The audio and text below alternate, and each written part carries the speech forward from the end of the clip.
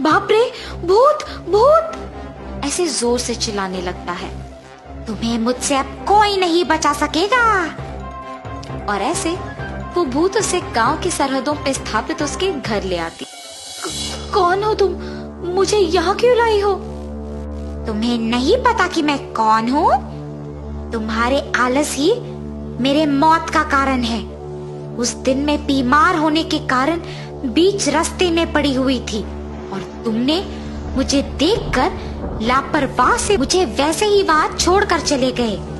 अगर तुम मुझे उस दिन अस्पताल लेकर गए होते तो आज मैं जिंदा होती। मुझे नहीं पता था कि तुम मर गए। अगर मुझे पहले पता होता तो मैं तुम्हें ऐसे नहीं छोड़ता।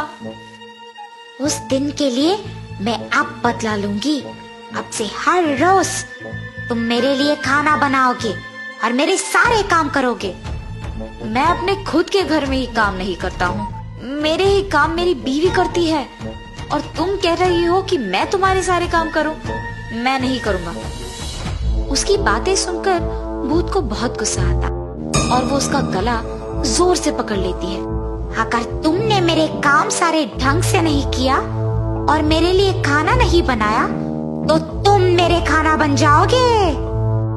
मुझे छोड़ दो, कृपया मुझे कुछ मत करो। मैं तुम्हारा कहाँ मानूंगा। और ऐसे कहने पर वो उसे छोड़ देती है।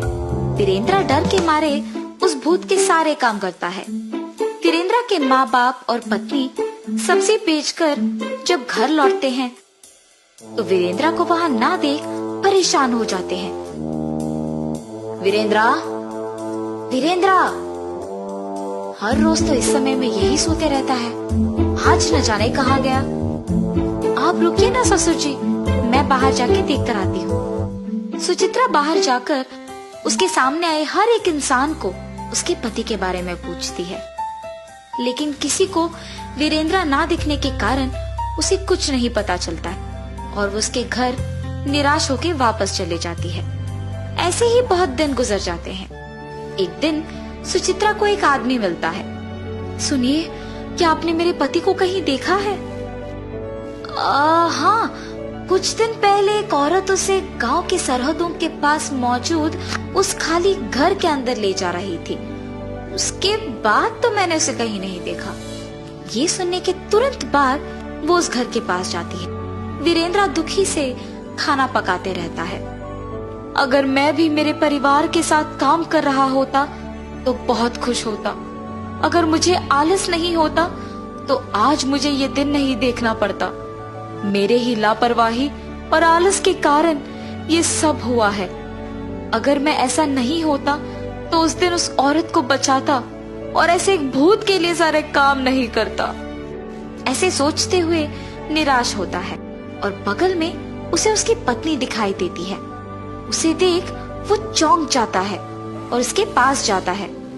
सुचित्रा, तुम यहाँ क्यों आई हो? पहले यहाँ से चले जाओ, चले जाओ तुम। अरे आप किसी को बताए बिना यहाँ क्यों आए हैं? ऐसे वो दोनों बात करते हैं और वहाँ वो भूत आती है। मेरे कारण तो मर गई हो, इसमें मेरी बीवी की कोई गलती नहीं है। उसे कृपया कुछ मत करो। ये कह के उसकी बीवी को वो जो कुछ भी हुआ बताता है और उसे वहां से जाने के लिए कहता है। मेरे पति को माफ करो। अगर उनकी गलती है तो वो मेरी भी गलती है, इसीलिए उन्हें छोड़ दो और मुझे मार दो। ऐसे वो उस भूत से विनती करती है। तुम दोनों को ऐसे दुखी होने की कोई जरूरत नहीं है। तुम्हारे पति को मारने से मेरे प्राण तो वापस नहीं आएंगे, इसीलिए मैं किसी को कुछ नहीं करूंगी। ये कह के उन दोनों को दुखी देख वीरेंद्र को माफ करके वहाँ से वो भूत गायब हो जाती है और तब पति पत्नी दोनों खुशी से उनके घर वापस लौटते हैं।